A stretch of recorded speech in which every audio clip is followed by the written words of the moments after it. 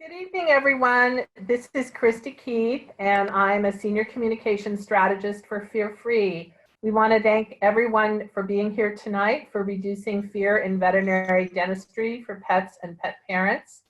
This webinar is sponsored by our friends at Zoetis, and we're very grateful to them for making it possible. Before I introduce tonight's wonderful presenter, I'd like to take a few minutes for a little housekeeping. Dr. Loeb-Price will be answering your questions after the presentation, but you can and should submit them as they occur to you. This is because, well, you might forget, but it also helps us decide how much time we need to have for questions. It helps us help our flow a little bit better. So please don't hoard them, please share them. And when you want to submit a question for the presenter, use the Q&A window, not the chat window. This is a different method than our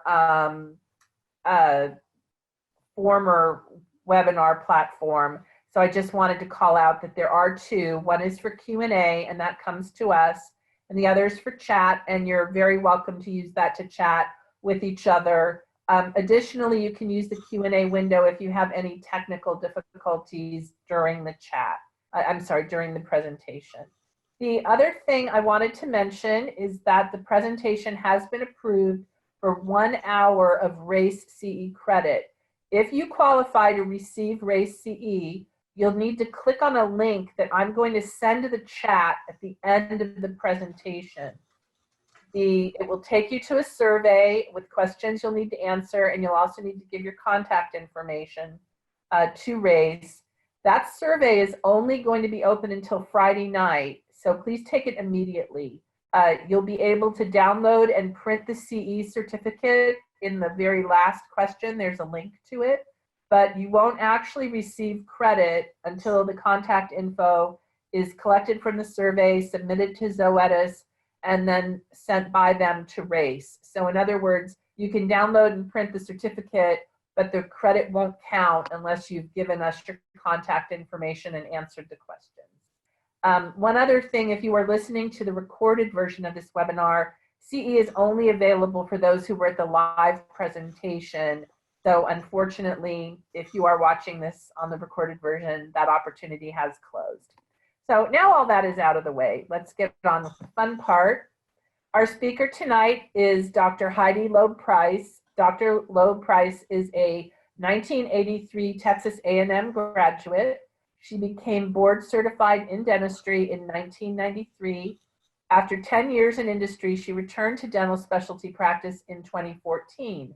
She is the author or co-author of 3 dental texts, including the 2nd edition of Wigg's Veterinary Dentistry Principles and Practice, and has written many chapters and articles and has lectured internationally.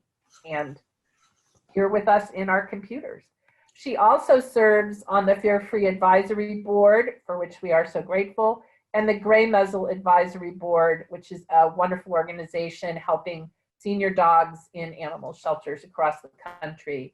Thank you so much for being with us here tonight, Dr. Loeb-Price. The floor is yours. Well, hello, everybody, and thank you for joining us for the webinar, especially since we had to delay it just a bit due to not only technical difficulties, but this time last week, I barely had a voice. So everything works out the way it's supposed to work out. So with Fear Free, my clinic became trained in the Fear Free methods a while back, and we started implementing some of the concepts. This has been well received by our clients and our patients, especially the high value treats like peanut butter and canned cheese. So when I was asked to tell you how we try to help reduce fear in veterinary dentistry, I jumped at the opportunity. In fact, my mind was already racing ahead to discuss reducing anxiety, not just in pets, but also in the pet parents. So that's what we'll be discussing. We'll also try to help reduce some of your stress as well, giving you some pointers on managing some dental patients and some practical tips. So, Dr. Loeb-Price, I'm getting quite a few complaints from people that they can't see your screen. Okay. I can see it, but I can see it on my second computer. Yeah, and other people can see it too. For anyone who can hear but can't see, I've got 4 people with that problem. If anyone else is having that problem, could you please send a message to the chat? And I'm going to suggest, I'm just looking to see how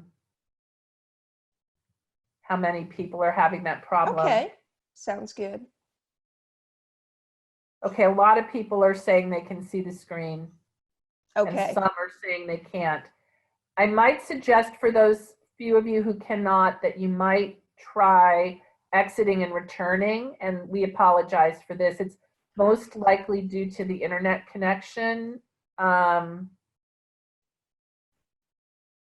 question is it your internet connection or Dr. Loeb Price's? Right. I don't know the answer to that, but let's just keep going, and please text me in the Q&A window rather, and let me know if you're having trouble. I mean, I do live in the huge metropolis of Hazlet, Texas. So yeah, at least we now are on cable and not satellite. So we'll hopefully it'll work out. Okay, great. Thank you so Okay. much, everybody, for checking in. All righty. So I have advanced to the next slide that says Fear-Free Certification Course Level 2. You know, I was very pleased when I went through the level 2 to see that these brilliant people at Fear-Free have already singled out dentistry as one area of practice that can definitely benefit from the techniques. So in the certification course level 2, module 3, that's the in-hospital care, and specifically lesson 5, they talked about special considerations for dental patients. I mean, how amazingly intelligent is that? So going through these course levels, and particularly module 3, lesson 5, you will get to see a good overview of the concepts that you can use the day of the procedure. In fact, there's even a podcast by Dr. Jan Bellows that covers these topics as well. So as we're looking at these topics, we can also translate these to any other surgical procedures that we might provide for our pets. In particular, this webinar, we will be looking at fear-free with our dental patients and pet parents, but some additional information too, considering all aspects of dental care. We're going to be talking about examinations. We're going to be talking about what we do with professional care and even with home care. And where applicable, we'll be discussing some of these fear-free concepts. Now, I just love this one patient who, once he got to roam around the room, went straight to the sink. And I remember a couple years ago, there was an image on the internet that it was a find the cat in this picture. And a lot of regular people couldn't find the cat, but most veterinary professionals looked right to the sink, could see those little gray ears, and found the cat immediately. So we know our patients like to have their own special places. And this is one of the things we use when we talk about examinations. So when we apply these fear-free concepts, one of the important aspects is to know your patient. As a dental specialist, I get a lot of referrals, so I don't always have that good relationship with the pet parent and the patient. But since they're your regular clients, knowing where there's anxiety, knowing where there may be times you have to be a little bit more careful, knowing about that cat that has the 7-minute limit, that you can do certain things and then forget doing any more exams from that point on, well, you can apply the concepts to try to help minimize the stress and fear in these patients. When we look at the alert dental exam in general, we're certainly going to be using that considerate approach. We're going to be using gentle control wherever possible. We're going to be applying these concepts to try to minimize the fear, but we're going to change one thing just a little bit. With the touch gradient, where they talk about touching parts of the body that are less stressful, then moving on to other parts, it actually puts examining the oral cavity and mouth close to the end of this exam. And in a regular general exam, that's probably the best way to go. But if you have a patient that is presenting for a dental issue, you might not want to do a lot of temperature taking or looking at inflamed ears if you have a distinct dental issue you need to handle. So as we're looking at these patients, I would try to avoid other invasive contacts, maybe leave it for a little bit later. And then specifically, if there's been a complaint about the oral cavity, or if you can see swelling like we have on this dog right here, then you might want to be very careful around the oral cavity if pain is involved. If oral exam is a trigger, then you need to move very cautiously with the patient. But if there's other areas that are triggers, you might want to avoid those areas for your specific dental exam. If we do need to get a dental examination done, we are going to approach the animal very carefully. Quite often, especially in cats, if they don't mind having a soft towel wrap, that can be a great way to help make them feel more comfortable. In our clients, in our exam rooms, we have a little bench with a slight overhang with the exam table, and cats love to hide in that little space, like this black and white kitty right here. So quite often, I'll just have the pet parent get off the bench, I'll sit next to the cat, I'll continue to talk to the owners and gently start stroking the cat if they're amenable to that. And sometimes I can get a pretty decent look without doing a lot of aggressive movement of the patient. When I do have some that I need to look inside the oral cavity, especially with gentle control and holding them carefully, I will look at gently raising the head from the underside, approaching them from the side or behind. And when I gently raise the head with my hand underneath the chin, it's a little more challenging for them to do anything such as turn or bite. I try to avoid coming over the head whenever possible, unless I'm very familiar with that animal. Scratching the chest, scratching underneath the chin, maybe even gently scratching the ears, that can always make them feel a bit more comfortable. And then when I'm trying to examine the teeth, rather than coming really over the top of the muzzle to grasp it and open it up, I will gently keep the head elevated and use a tongue depressor or even my fingers to gently retract the lips back and up to get a better look. Of course, throughout all of this, they're getting constant praise. During the exam, we go through lots of cheese, squeezed cheese, and lots of peanut butter. And as long as they feel fairly comfortable, we continue the exam. If they let me do a more thorough exam, looking inside the mouth, that can be extremely helpful with our patients, but I don't press the issue if I know they are, especially if they're painful.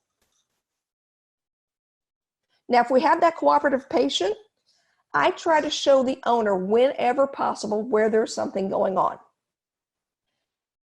as long as they're comfortable and no one's going to get hurt. I like to point out specific issues. Now, it's really easy to show this resorptive lesion on the kitty cat in the picture because you can see the intubation tube, tracheal tube, they're completely asleep. Easy to take a picture of a cat when they're under anesthesia. However, I wanted to show that this is usually the tooth I try to look at in most cats if I can't look at the rest. I'll evaluate the closed mouth, and I really try to look at this 307 or 407, as in this slide, to look for tooth resorptions. Now, if I do see specific issues, I like to try to inform the owner and educate them about what's going on. I think an informed owner is a less anxious owner. And whenever possible, we will take a picture of the lesion with the owner's phone. That way they can take it home with them. When I have my evaluation, then I discuss the issues with them. If we have a report card, I can write down the results, and we can talk about what treatment may be necessary. Quite often, even though they know this breath doesn't smell real good, they're not aware of all the problems that may be present in there. So whenever you can show it to them safely and comfortably for the patient, I do like to show the pet parent what's going on. So think about the exam room. This is kind of rhetorical, but is that really a complete examination?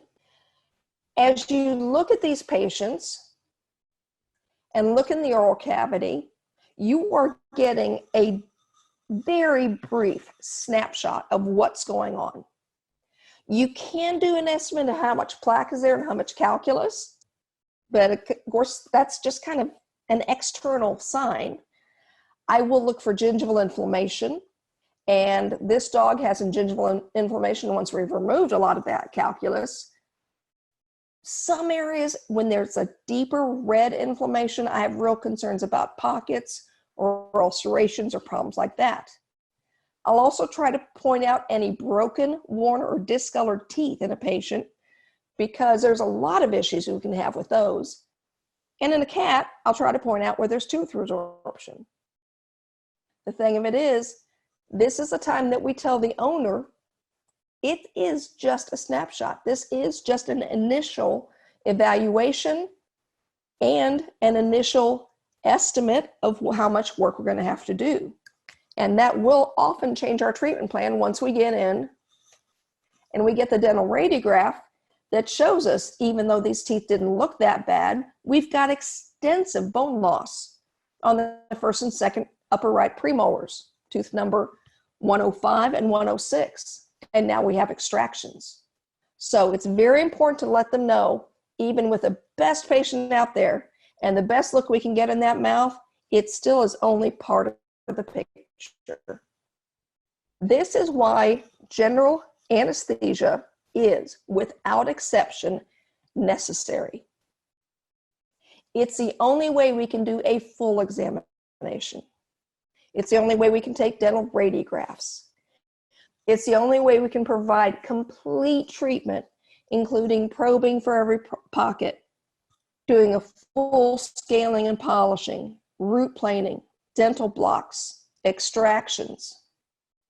You can go to many sites, the American Veterinary Dental College, AHA, AVMA. Everybody has positions about non-anesthesia dental cleanings and why they're not complete. In fact, Fear Free even mentions that trying to do an anesthesia-free dental cleaning is stressful to the patient. No matter how good that patient looks in the demonstration videos, it still is a very aggressive and invasive type procedure. And the thing of it is, so many times we get those pet parents, the owners, that think they've accomplished something with these anesthesia-free dental procedures. Then we get to see them and take their radiographs and find out how much disease was hidden underneath the gum line. Unfortunately, general anesthesia is the area that probably stresses out the pet owner the most. So with good education and good communication, we can help alleviate some of their stress and fears. And then with good medication, help relieve their pets' stress and fears. So as we look forward to that procedure day, day 0, and the transition to this procedure day, a couple days ahead of time, a couple weeks ahead of time, educating and communicating with that owner is the best way we can help alleviate some of their anxiety. To begin with, we're going to do the complete preoperative workup. It's going to be blood work, hopefully urinalysis, blood pressure is great. On some of our specific patients, we might want to get some chest x-rays. So we can identify any pre-existing conditions that we need to be aware about before we do anesthesia. If we do have some specific issues, if I've heard a heart murmur, I might want to get the chest radiographs and probe BNP. If I've got some significant issues with kidneys, I might want to pre-hydrate them. But that way we can identify the issues and manage them to minimize any of those risks. In fact, as we look at these preoperative communications, we're also going to discuss how to manage and tailor their fear, anxiety, and stress levels and pain management with both techniques and even our pre-visit pharmaceuticals, our PVPs. As we look at the day before, D-1, we have our client service representatives called to confirm the appointment and to go over any of the instructions. If we've dispensed any of the PVPs, we'll have them be given 2 hours before the visit. And in fact, a lot of times I'll have them given the night before as well. We also know now, especially with patients with any kind of GI upsets, that having a small meal 4 hours prior to the procedure is not a bad idea. So while we will talk about withholding food for most of the patients, I'm okay with a small meal, especially on our patients that need to take heart medication, or maybe they're PVPs, or maybe they get a lot of nausea, and we can certainly manage that as well. I let them keep the water down until they bring them to the clinic. There's no big issue there.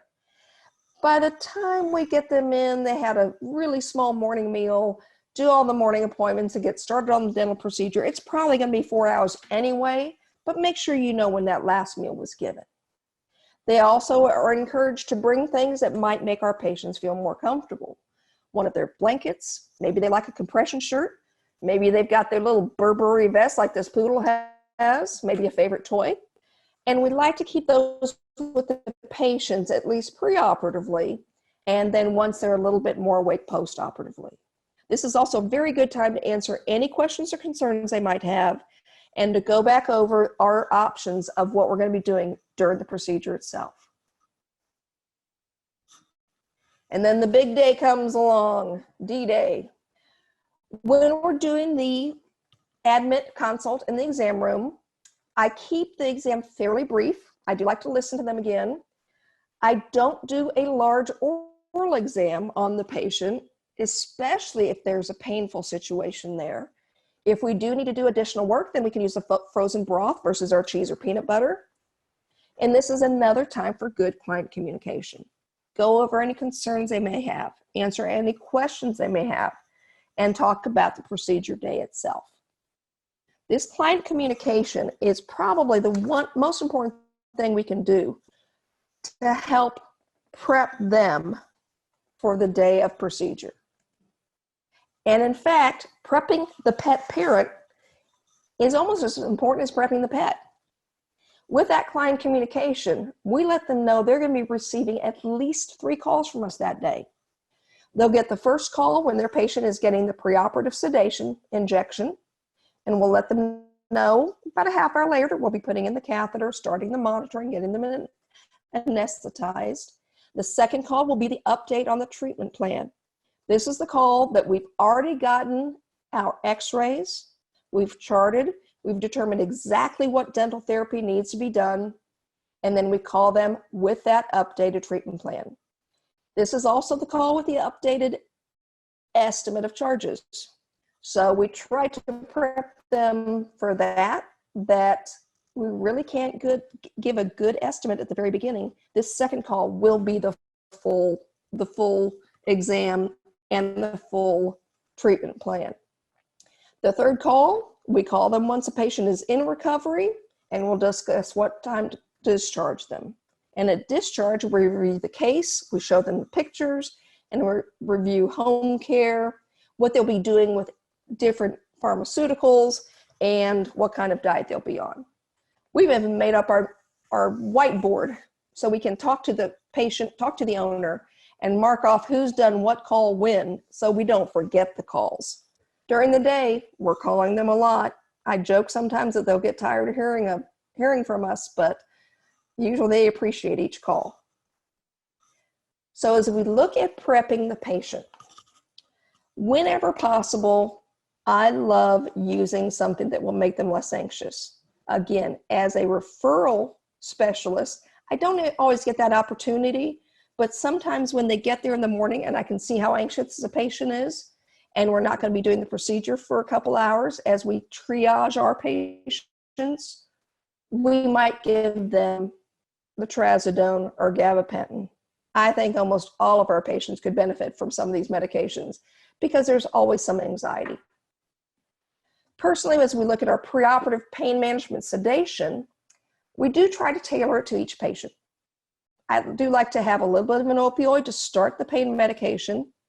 Where appropriate, we do use small doses of dexmedetomidine. I think it really helps smooth out both the induction, sedation, and even recovery.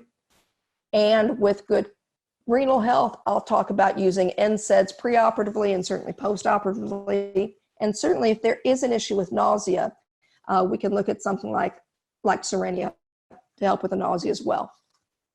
Once they've been sedated, they have about 30 minutes to relax a bit. Then we get an IV catheter to start the fluids. We'll typically use either propofol or alfaxalone for our induction, depending on the patient. There are so many good products out there. You get comfortable with what you're comfortable using, and you take it from there. During the procedure itself, particularly with dentistry, we really need to watch our patients, monitor them well, and it is key to provide good temperature support. We see a lot of small, older dogs. Their face is getting wet. Their body temperature can drop significantly. So we really like to make sure we keep them as comfortable as possible, and we monitor that temperature very closely.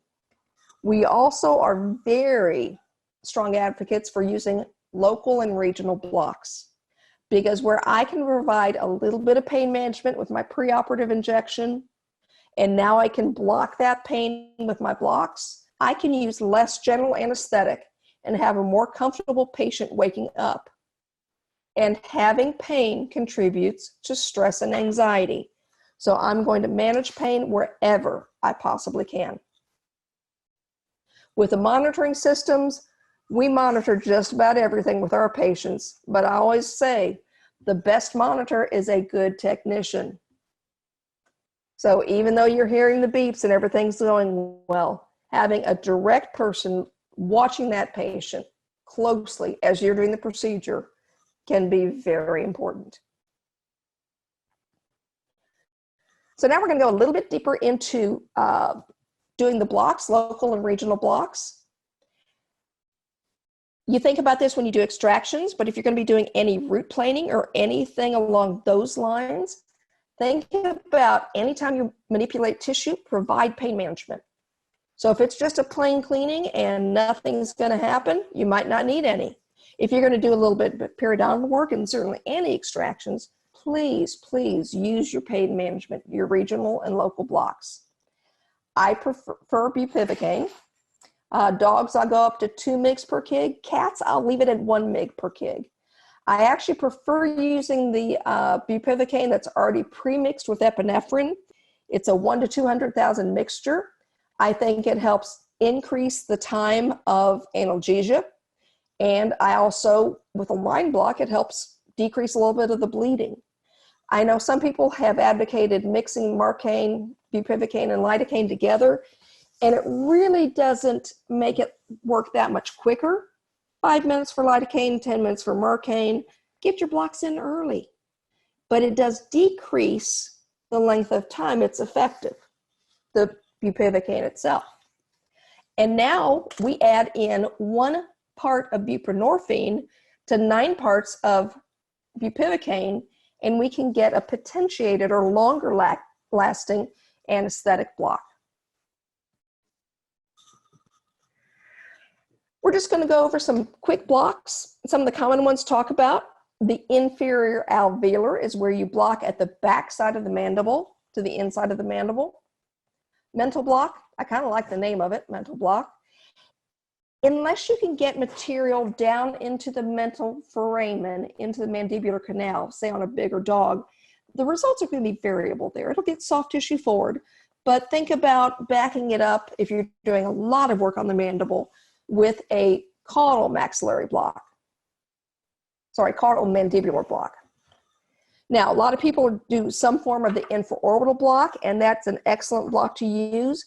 But we have to remember in doing the infraorbital block, number one, you must be very careful with cats and brachycephalics because that opening is very close to the eye. And number two, if you don't get the material all the way back to the back of the canal, the infraorbital canal, it may not be as effective with your caudal teeth. So I just wanted to share with you one quick hint that I use for doing the maxillary nerve block with a caudal approach. There are some approaches that come using the needle pointed upward or dorsally behind the second molar. What I like to do is I like to come from behind the head, behind the skull, and insert my needle parallel to the palate, you can see on this skull here where the openings to the infraorbital canal are just above that palatal bone as you slip it underneath the zygomatic arch. When I advance this needle, I advance it aimed toward the opposite nostril, and then my needle will be placed close to that area, and I can infiltrate the material. In fact, as I'm placing the needle and advancing it, I can get very close to that infraorbital canal in the pterygoid fossa, and then I also slowly inject additional material as I retract my needle to get those small openings that you can see on the picture to the right that help innervate the second molar, the first and second molar, which typically are not blocked if you just do an infraorbital block. Okay, so that was one of your tips of the day. Now I have another tip. When we look at what we're finding in the oral cavity, some of the common things we see, periodontal disease is definitely going to be one of the things we look at. Also, watch for those broken, worn, or discolored teeth. I know if you have a really bad upper fourth premolar fraction, you can see the pulp, you know something needs to be done. It's extraction or root canal. You've got compromise to the pulp, endodontic compromise. But when you see those worn or discolored teeth, sometimes it's a little bit more of a question of what to do. The upper picture shows me doing transillumination of an upper canine. Transillumination is like candling an egg. If I take a bright light and shine it from behind the tooth, I am now able to see if the light passes through the tooth. If it does not pass through the tooth, it's very diffuse right here. If I see a dark line or this diffuse discoloration, then it is likely a dead tooth and I need to extract or do a root canal. If I shine the light through and I can see a bright red line in the middle, then it's probably a vital tooth.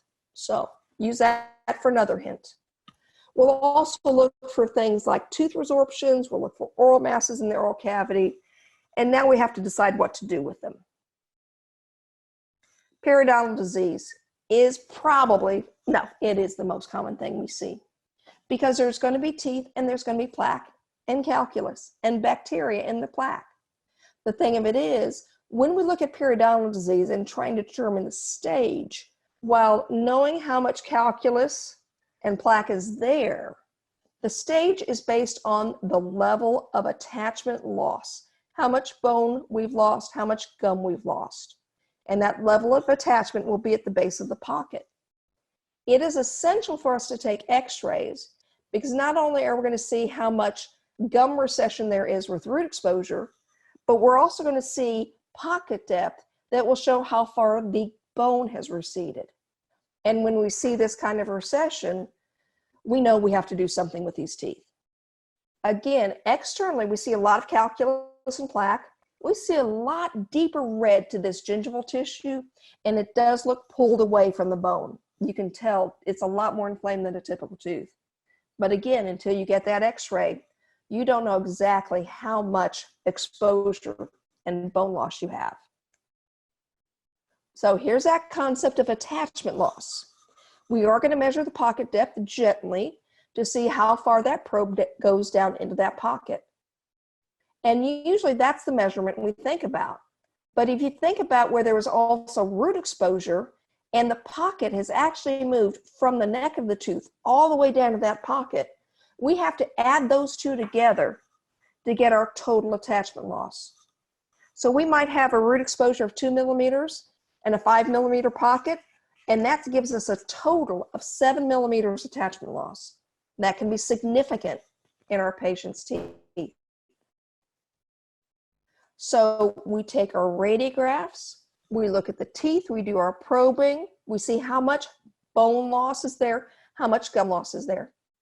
Stage 1, plaque and calculus can be heavy in a patient.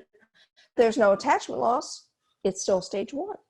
Stage 2, like the mandibular premolars in this picture, we're going to have up to 25% attachment loss. Generally, we're going to be doing some good treatment there. Stage 3 is in that middle range. We have 26 to 50% attachment loss, or we have some furcations that are exposed halfway through. And then stage 4, like the picture on the bottom. Oh my goodness. This is why I can't do dental talks in the middle of a restaurant with other people eating, because of all the fun pictures we get.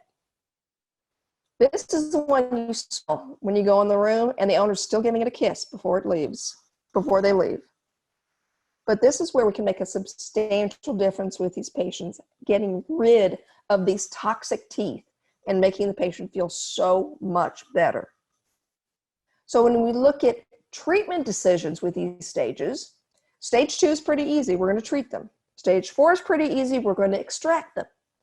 We have to make some decisions when we see stage 3, that 26 to 50% attachment loss, maybe some furcation exposure. So we'll use our attachment loss as part of this decision, but we'll also look at strategic teeth. I would much rather save an upper fourth premolar and do some more periodontal work, or a lower canine and extract adjacent teeth to allow me to treat those strategic teeth more effectively. And then I will extract the less strategic teeth to make sure that we get the healthiest mouth possible. So stage 3, we have to decide whether to extract or treat. We'll look at the tooth. We'll also look at the patient health. If this was one that I'd kind of like to save the upper fourth, but I've got a furcation all the way through, and this is a diabetic with kidney issues, I will more likely extract teeth in that patient as compared to trying to save it with periodontal treatment in a healthier patient. So I use information about the patient as well. And I use information about the client. Are we going to have follow-up care? Are they going to return in 6 months for additional periodontal treatment? Or should we just go ahead and extract and make it better for everybody? A lot of decisions there. And that's part of what we do with that second phone call with the owner. We can do some extractions to make this upper fourth premolar healthier, but we'll need to have some home care with brushing, and we need to see him back in 6 months. Would you like us to try to keep this tooth? So communication is always key. Also think about extractions, not just as removing the diseased teeth. Really think about where that tooth is, and if by extracting it, and if by making the extraction site, say with these lower incisors next to these lower canines, can I now do a deeper root planing and cleaning of the adjacent canine teeth? And can I even take out a wedge of diseased, inflamed tissue that was around these incisors?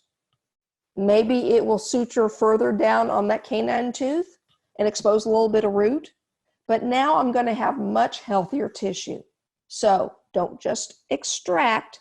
Think about treating adjacent teeth to keep them healthy. Case in point, lower first molars. When we have a deep pocket, especially on that distal root, by extracting the second molar, and this one wasn't too bad, but by extracting it, I can get to that deep vertical bony pocket, really clean it out well, maybe even use some bone graft material and make things healthier.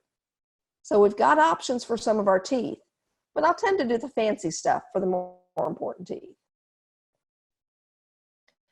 Now, in addition to periodontal disease, we all see endodontic disease.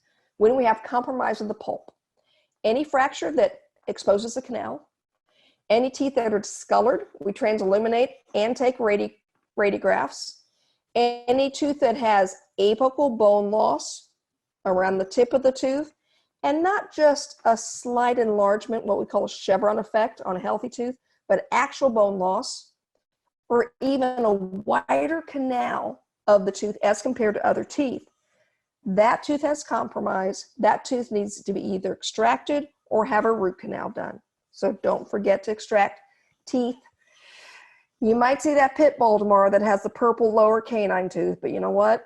If it doesn't transilluminate or has apical bone loss, it needs treatment. Of course, to treat and extract, you need the right equipment. You need the right steps. We're going to block everything. We may just do an envelope gingival flap on smaller premolars, but on most of my major teeth, I'm going to raise a gingival flap using incisions. We are going to section teeth. If you see on that diagram right there, the one on the left is the 701, one that I use on much larger teeth. The 700 actually has a long cutting edge that is really good for upper fourth premolars. I use my round burrs to help with my alveoloplasty or remove excess bone. The second from the right is also a cross-cut fissure burr, but it's a 699 that I use for cats. If I use a 701 on cat teeth, I wouldn't have any cat teeth left. So I love the small 699. And then I use a 12-fluted burr on the far right to actually do some mild gingivoplasty, gingivectomy. The picture on the lower left, the periosteal elevators, I could not practice without my periosteal elevators. I love them to do my gingival flaps. In fact, there's even some serrated periosteal elevators now that can be used for debridement. And the key is keep your instruments sharpened. If you don't currently check sharpening after each time you use your instruments, make sure you get someone excited about sharpening. It can make a world of difference. Now, a couple tips about tooth resorption, primarily in cats, but this applies to dog. You have to take a radiograph. Now, why they're not as common, when we have inflammatory resorption of a tooth, that's called type 1 of TR, the periodontal ligament is still intact on the portion of that root that's still in the bone, on this lower molar, 309. You have to extract all parts of that root.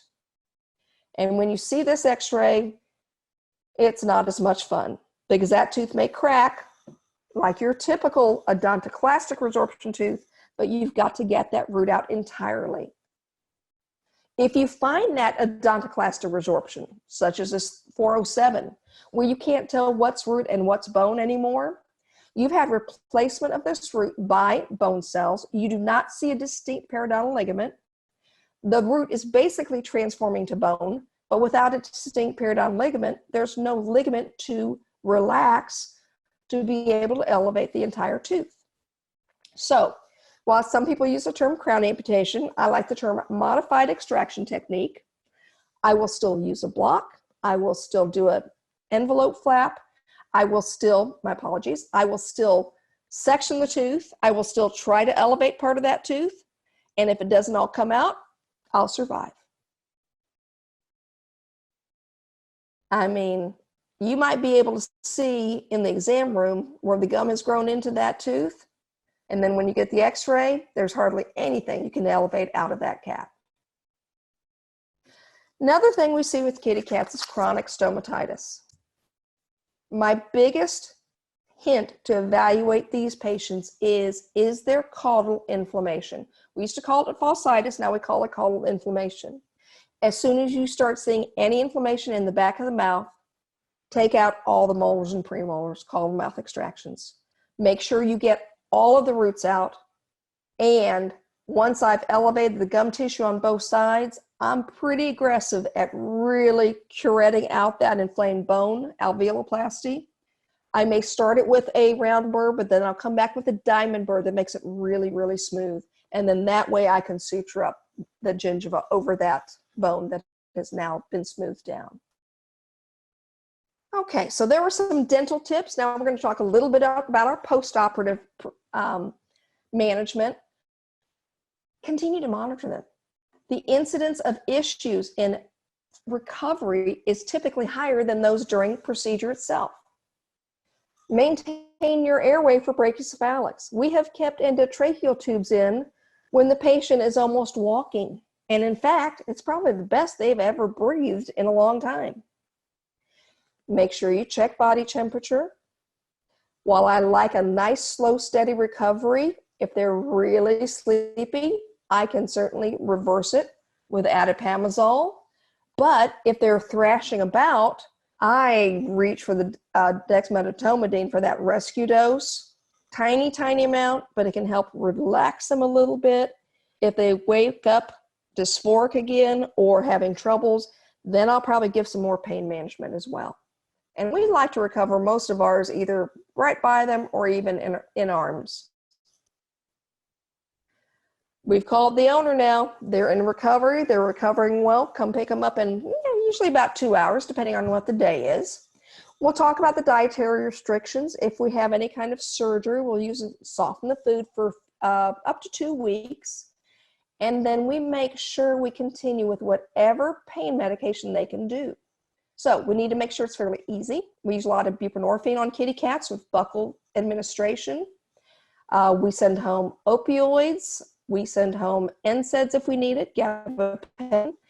And I do recommend, if they feel there's any discomfort and the patient will allow it, try a cool compress, either a soft one or even a washcloth that's been wet, wrung out, put in the freezer, allowed to freeze, brought back out, and allowed to soften up a little bit to allow for a cool compress. And that can help with some of the discomfort as well. We do a follow-up at 2 weeks to make sure everything's doing okay. A lot of our patients go home with cones, the cone of shame. This little dog, Anastasia, this is 2 weeks later, and she had some facial reconstruction. So if everything's healing well, we'll remove the diet restrictions and we'll discuss what they can do for home care. And luckily, this is when we can give treats again. Now, real quick on Anastasia, she's a pretty happy puppy. But when she first came in, oh man, we weren't sure what was going to happen. We had to take out part of the jaw, had to reconstruct the lip, and we also had fractures on the lower jaw that we had to do a mandibulectomy. Boy, she's so happy now you'd never even know she had all of this done to her. So in the exam room, that 2-week visit, we personalize what the pet and the pet parent can do for home care. If we think brushing is going to be a possibility, we love talking about brushing. And in fact, we'll do a little bit of a toothpaste taste test. You'll be amazed at how many times a pet will like one flavor and not another. So this puppy dog preferred the vanilla mint. And so we went with vanilla mint. We talk about training gradually, as we do most of our discussions about training. And whenever possible, we try to incorporate brushing training with puppy care as well. Now, when they aren't going to be as good with brushing, I prefer using something like wipes because I can approach them from behind. I can caress and rub the face and gently pull back on the lips. And in fact, this is a way we can even do home care on kitty cats. Scratching the chin, doing the face rub with a wipe, they don't mind that, then gradually pulling back on that lip and going to the other side. And right now, this kitty cat thinks he's having fun, even getting a little head scratch too. So you'll be amazed at how much you can get done with both cats and even small dogs using this from behind with the wipes. So try that on your next patient. We also have a discussion about what is appropriate and not appropriate for chew toys. They must be bendable. They must be compressible. I talk about the thumbnail test. If you can dig your thumbnail into it, it has enough compressibility. If something is a little flatter versus something that has a diameter where they can really crunch teeth, then I prefer those. I've been so tempted to leave our business cards where I see antlers being sold and all these big meaty bones being sold. So when they break their teeth and I need to do a root canal extraction, we can take care of it. So dentistry is an important part of any practice. And where we can, we are going to implement our fear-free techniques using gentle touch, making sure we don't go to any trigger points. We're going to use medications, definitely. Let's face it, I'd love to say trazodone for everybody. And to help with our pet parent fear-free, we're going to use a lot of communication. As we look at these techniques, as we look at medicating where appropriate, and certainly talking to the owners, we can end up having some pretty happy patients. Even Charlie here with his cleft palate and cleft nose repaired. And then the little fluffy dog, that's my husband Joe, by the way. He loves to come by and help us with our post-operative care. So at this point, Christy, if we've gotten any questions, why don't we go to those? If we've gotten any questions, yeah, I hope you have another hour because we've gotten a lot of questions. Yes, I don't think we'll be able to get to them all, but I'm going to do my best. What was that? And when we do have questions we can't get to, maybe I can communicate with those people after the seminar. Oh, that would be wonderful. What a great idea. I'll be glad to do that. Oh, you're great. So I am going to read them to you now. Okay. So how often do you find more problems than you can find on an awake oral exam on average? I will tell you that it's a surprise when we don't find problems. I would say 95% of the time. Wow. Literally. Wow. Yeah. I remember taking dental radiographs at a place, and the guy said, well, I thought I'd be saving more teeth taking x-rays. I'm taking more out. Yeah, there's a lot of it's like an iceberg. It's like an iceberg.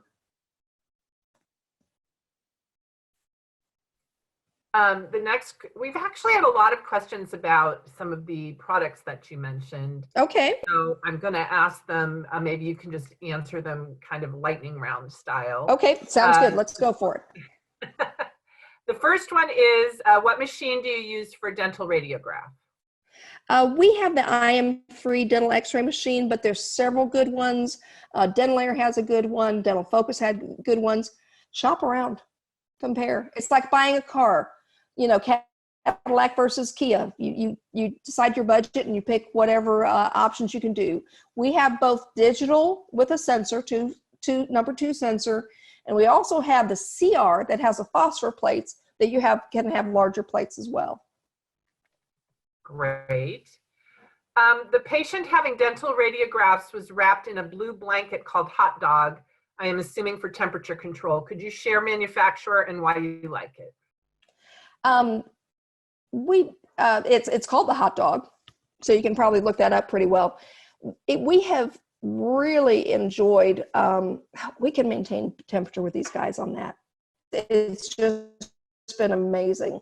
It's not as bulky as something like a bear hugger. And I don't want to, put down any other products, but we have really, really enjoyed that. In fact, we're getting another one. Great. Wow. Okay, so then, believe me, we got a lot of questions on medications and yes, and anesthesia. So I'm going to jump in with those. Could you give the dose of buprenorphine for blocks? Okay, so my buprenorphine, I usually draw up 9/10 bupivacaine, 1/10 buprenorphine. I squirt the 9/10 bupivacaine into the buprenorphine. Because if you just pull it up, it's not going to mix. That way it mixes well. And then if I can use more than 1 cc, I'll do that multiple times per patient.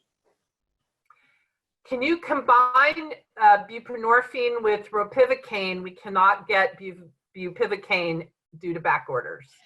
I have not yet, but I've seen it in the human literature, so I would do so.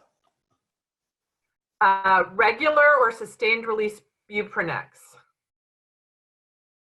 I've experienced both. When you look at the sustained release, you're going to have especially immediately postoperatively, I think that's a good way to go so you don't have to manage the cats as often. And that combined with your blocks, oh man, it's going to be really, really good for them. They're going to be happy. Fantastic. Wow, you're going to get all the questions. I know you are. Yay. What are your opinions on the use of clindorol subgingival gel and therapeutic laser therapy on patients with periodontal disease? So that's a whole issue in itself. I tend to use more doxyrobe. I know it's harder to get sometimes because of the doxycycline is also anti-collagenase. So I do that not just because of the antibiotic effect, but the anti-collagenase effect. I've had a little more challenges getting the clindorol to stay in the pockets compared to the doxyrobe, but that's, I haven't used it as much. And then with the laser therapy, when you're looking at laser therapy with periodontal disease, it's for the bold at heart, okay? There are some excellent applications, but generally speaking, it does take a certain level of expertise to use it, okay? What is the Best pre-op pain control for cats. We use this, the questionnaire uses the long-lasting Buprenex, but it doesn't seem to be enough. So we tend to use Hydra Morph and midazolam combination preoperatively. And that just kind of starts it. And then using that combination, the bupivacaine with Buprenex, buprenorphine for the blocks. And then if we feel there's still going to be a lot going on, then you can go with the injectable as well. And then we send home the buccal mucosal type. So usually that combination tends to help out quite a bit. Think about adding your buprenorphine to your block.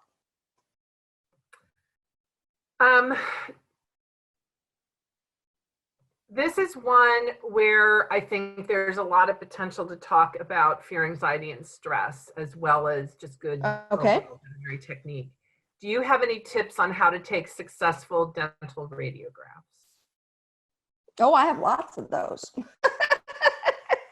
This will help the anxiety. The thing of it is, it's one of those things that even if I give a whole hour of techniques on taking dental radiographs, it comes down to hands-on training, plain and simple. The one thing I'll do is, okay, when you've got your plate in there, pretend you're the beam. Get a roll of tape. If you're to aim directly at the plate, it's going to be too short, a tree at noon. If you're to aim directly at the tooth, it'd be too long, a tree at daybreak.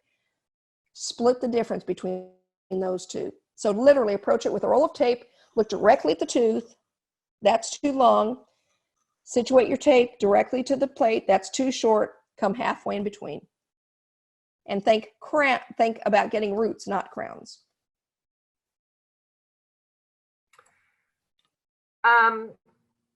Just checking our time. Okay.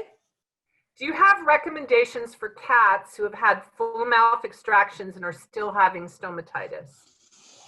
Yeah, so cats with stomatitis, we thought we'd have this figured out a long time ago, but I would go in and make sure, re-radiograph to make sure there's no spicules of bone, and maybe go in there and do the diamond burr alveoloplasty to be on the safe side.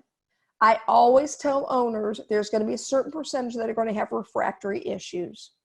If we can manage that with only occasional antibiotics or oral corticosteroids, that might be just whenever we can. Some cats do well on cyclosporin.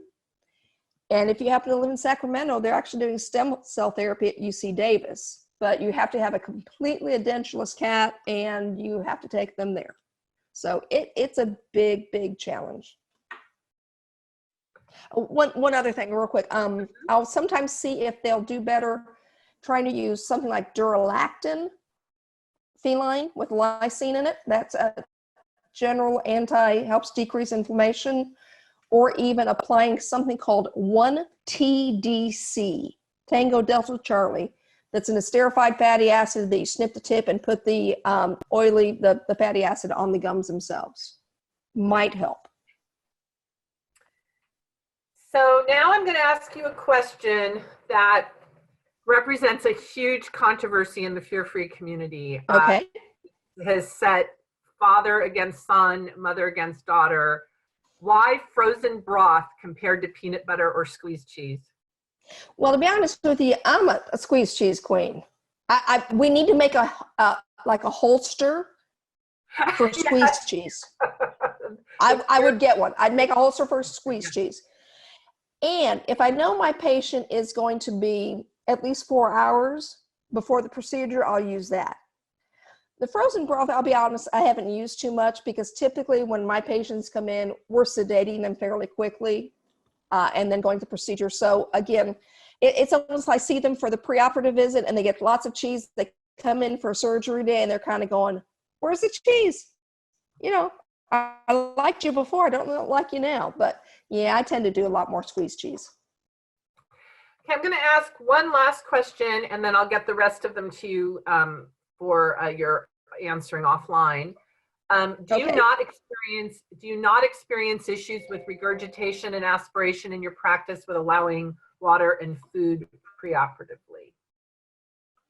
So since we use the Hydra Morph, we tend to get a little vomiting to begin with. And I actually don't use Serenia before like some people do, because we've even had a dog vomit up an entire chicken foot. So if they have something on their stomach, I want it off. If in our discussions we know that there's issues with nausea, and we'll use meropenem, or we'll use Serenia to help manage that postoperatively. We don't get it too often. One hint though, if I ever do see evidence of regurg, that darker fluid, I'll make sure I'll really flush the nasal cavity to flush out the pharynx to make sure we don't have any of that acidic material lying in there with a good pharyngeal pack in the back. Well, everyone, that and Dr. Loeb Price, that is all we have time for this evening. This was an incredible educational opportunity. We want to thank you so much for being with us tonight, and thank everyone in the audience who joined. I have shared the CE survey link in the chat window, but if you have any trouble accessing it, please email me at fearfreepets@gmail.com. Please note that that is not the office email of wags@fearfreepets.com. They will not be able to assist you with this. You need to email fearfreepets@gmail.com, and I will pick that up and I will help you. But do remember, even with my help, the survey link is only live until Friday evening, and this is only available to those of you who attended the webinar live on April 3rd. If you're listening to the recorded version, unfortunately, you will not be able to get CE. But if you are hearing this live on April 3rd, the link is in the chat window. I'm about to send it a second time in case you missed it for any reason. So here it goes. Oops, no, I lied. I have a question pasted in there. Give me a second. Sorry about that. Here it comes.